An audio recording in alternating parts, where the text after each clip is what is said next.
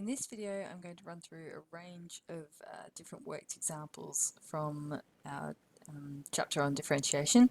So look at just some straightforward differentiation, but also some kind of applications, and we'll start getting into those worded questions and really applying the knowledge that you have of differentiation and working out the interpretation of some of the answers we get. And also practicing reading the question, because as the maths gets a little bit more complicated, sometimes you get lost in what you're actually trying to achieve and what the actual answer is, and students sometimes stop halfway through and don't actually finish the question.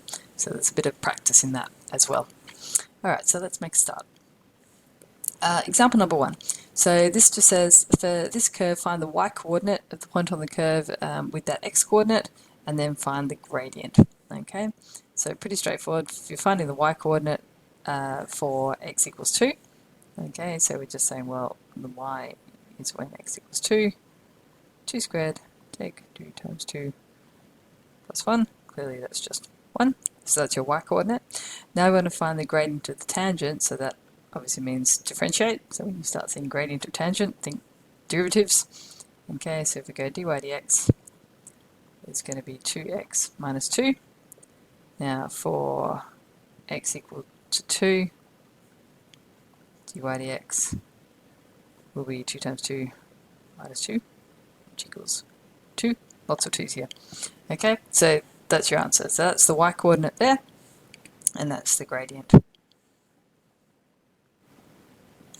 Okay, for this one, now the wording on this one's a little bit verbose, but it's actually not that complicated. You just need to work out what it is they're actually asking you to do. So the first thing it says, find f prime x and then f prime when x equals 1. So let's do that first before we read anything else. So f prime x here is just 3x squared plus 1. Okay, and then from there I can easily work out when x equals 1, that will be just 3 times 1 plus 1. I'll put the squared in there just so you can see what I'm doing. Okay, so we found the derivative, we found the value of the derivative when x equals 1. Now this next bit says, find the coordinates of the points where the gradient to the tangent of the tangent is 1. So it's basically saying where on this curve is the gradient 1. So what that means is we need to let this equal 1 and solve for x. So if the gradient equals 1, if f dash x equals 1, then we have 1 equals 3x squared plus 1. Okay, those obviously cancel out. You end up with 0 equals 3x squared, therefore x must be 0. Okay, now just being careful, it says find the coordinates, okay, of the point. So we found the x-coordinate, we need to find the y-coordinate. So what we've got to do is plug that back up into here, okay, because we're looking at the coordinates of this function, so that goes back up into here. Alright, and if we do that, obviously you can see that that's going to be 0 as well. So therefore, the coordinates is going to be 0, 0 for that one. And then we can do the same thing here. Alright, so firstly find the derivative, f prime x, 4x cubed minus 31. Okay, f prime 1, 4 times 1 cubed minus 31, which will give you minus 27. Okay, so that says the gradient to that point is minus 27, which is pretty steep and negative. Now we want to find if f prime x equals 1, then we'll have 1 equals 4x cubed minus 31. So we're saying the gradient is 1. This is our gradient function, our derivative function. So we're trying to find what is the x value there. Okay, if we move this over, 4x cubed minus 32. Okay, we can divide both sides through, and what you end up with is 3 by 4, sorry. That, and therefore x equals 2. Okay, so that's all well and good, but now again, remembering that we were asked for the coordinates, so we've got to plug that back up into here. Okay, so if you put that in, you get f at 2, it's 2 to the power of 4 minus 31 times 2, and that gives you minus 46. So therefore the answer is 2 minus 46. So that's the coordinates that you have there. So just making sure that you answer the question. If you went through and you stopped at this point, which it's easy to do because you sort of come to the conclusion of what you're working out, you don't get your full marks because you haven't actually answered the question which asked for the coordinates. So always be mindful of little keywords like that. Okay, let's have a look at this example. So for this curve, find the, again, coordinates of the point on the curve at which the gradient of the tangent has the given value. So we're saying, when is the gradient 0?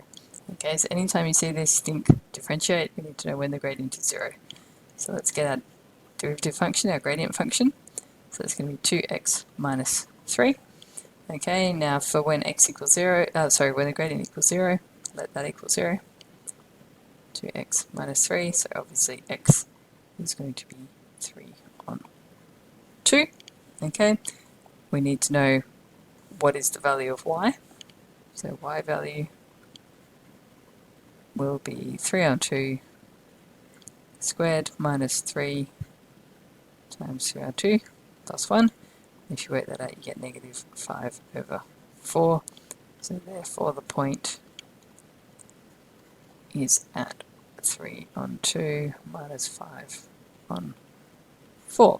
Now, just going to pause here for a minute to highlight something really, really important, which is this whole idea of the gradient being 0. So when we've got a parabola, or any function, but a parabola we'll look at in particular, okay, we can see here we've got negative gradient, sloping downwards, negative, that's pretty easy. Here we've got positive gradient, sloping upwards, okay.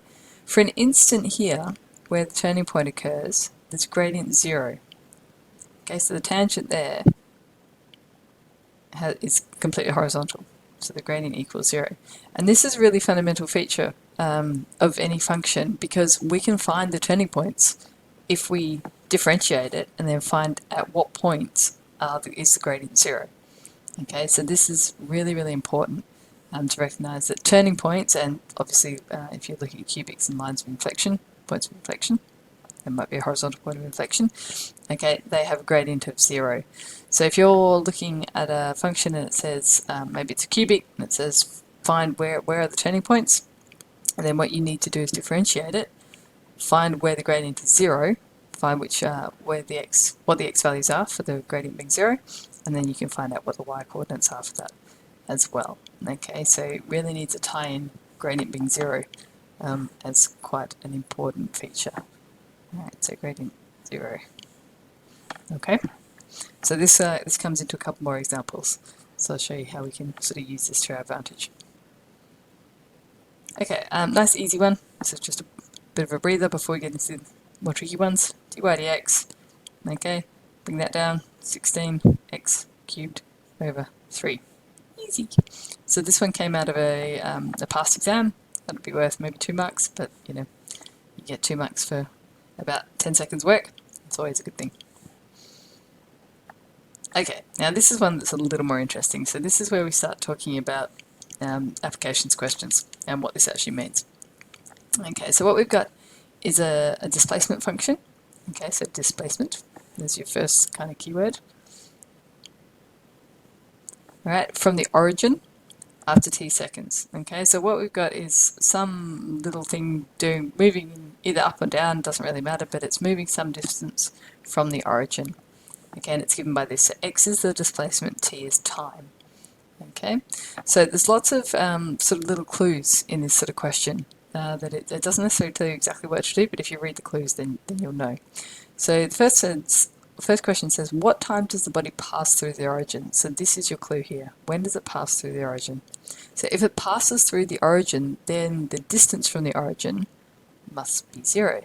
Distance from origin equals 0. And if we go back up here, x is the displacement from the origin. Okay, so that means x is 0. So, sorry, displacement, not distance. So if it passes through the origin, the displacement from the origin is 0. So x is 0. So what we do is put 0 in there. 16t minus 2t squared plus 5. And you can all run off your class pad and solve that. And what you end up with is 2 answers. You get negative 0.3 and 8.3, I think that's the other one, 8.3. Now clearly we're talking about time, we're not going to have negative time, so therefore t is 8.3 seconds. So that's when the body passes through the origin. Okay, the next question, and that's just worth 1 mark. The next question says determine the velocity. Now you're thinking, well, we don't have anything to do with velocity, we've just got displacement. But remember when I talked about our average rate of change when we first started talking about differentiation in calculus? We said the most common thing we've got is displacement time, okay, and the rate of change, of course, is the speed or velocity. So what this means is differentiate. If we differentiate the displacement function, you will get your velocity. Velocity equals dx dt. Okay, so let's do that. Dx dt, it's going to be 16 minus 4t. Okay, and it says determine the velocity when t equals 2.5. So if t equals 2.5, then v is 16 take 4 times 2.5. And that, of course, is just going to be 6, and that's in meters per second. Okay, meters and seconds. Seconds over here. Okay, so differentiate the displacement function to get your velocity, and then find your velocity at a particular time. Alright, so we've got our velocity there. Okay, and the last question says calculate the displacement, so we're looking for an x value. So we want that x value when it's stationary. Okay, that's another keyword, when it's stationary. What does that mean? Okay, stationary obviously means no velocity, so it implies velocity equals 0. So that means we can go back to our function here. We knew velocity was the derivative of the displacement with 16 minus 4t. Okay, so we can say 0 equals 16 minus 4t, which means t must be 4. And it's easy to get to that point and think, done. Okay, you asked me when is it stationary? It's stationary when t equals 4, but it's not what it asked for. Okay, it asked for the displacement. Okay, so what we now need to do is plug that back into our original function, which was back here, so 16t minus 2t squared plus 5. Okay, so displacement is basically x when t equals 4. Oops, it's 16 times 4, take 2 times 4 squared plus 5, and that will give you 37 meters. And that's your answer there. So when it's stationary, it's 37 meters from the origin, and that happens when t equals 4 seconds. Okay, and the last question. Now this one's a little bit curly, it's worth 10 marks, so definitely worth getting right in the exam. What you've got is part of a graph, so it's cubic, okay, but it's just showing you this line, which doesn't really tell you an awful lot, except that it possibly means it's going to be this kind of shape. Okay. First question says using calculus techniques, and this is your key here because this did come in the calc assume section, so you could just graph it, but you need to show your working. Determine the coordinates of both stationary points. Okay, so we've got 2, and we're talking about stationary points. So I'm just going to flick over to the next page to give me a bit more room for working. But just remember that's all we've been given in terms of the diagram. Okay, so coordinates. So we need x and y values and stationary points. So stationary points means gradient equals 0. Okay, so stationary points are also referred, what they mean, sorry, it's turning points in this case. So stationary points gradient 0, or the interpretation is often that that's turning points. Actually, I might just pause here because I think I'm going to run over a little bit on the video. We'll pick this up in the next one.